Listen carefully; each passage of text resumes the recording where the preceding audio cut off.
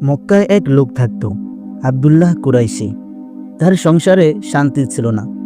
লোকটা গরিবও ছিল, এ নিয়ে সংসারে খিটিমিটি লেগেই আছে।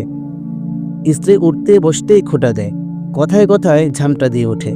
এই মুখরা স্ত্রীকে খুশি করার চেষ্টা তিনি কোনো কমতি করেননি। নানা আয়েশ প্রয়াস চালিয়েও সফল হলেন না। এভাবেই কেটে গেল জীবনের 40টা বছর।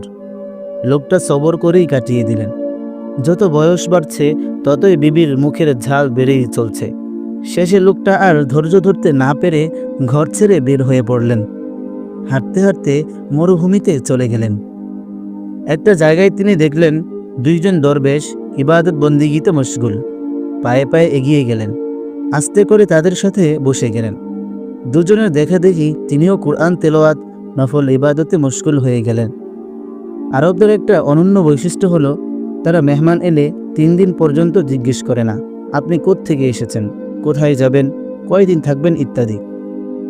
প্রথম দিন রাতের খাবারের সময় হলে একজন বুজুর্গ অপরজনকে বললেন, আজ আপনি দোয়া করুন, আল্লাহ তাআলা যেন আমাদের রাতের খাবার পাঠিয়ে দেন। তিনি দোয়া করলেন।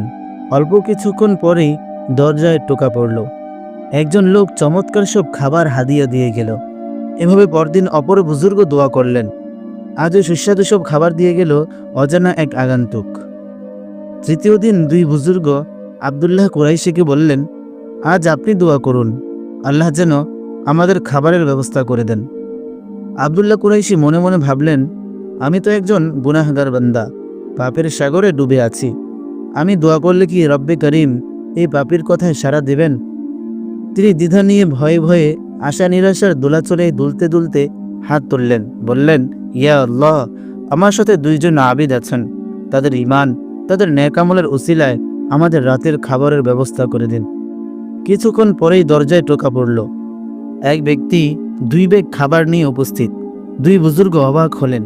প্রতিদিন 1 ব্যাগ খাবার আসে, আজ 2 ব্যাগ এলো। তারা জানতে চাইলেন, আপনি ভাই কি দোয়া করেছেন? আল্লাহ অন্য দিনের চেয়ে বেশি খাবার পাঠিয়েছেন।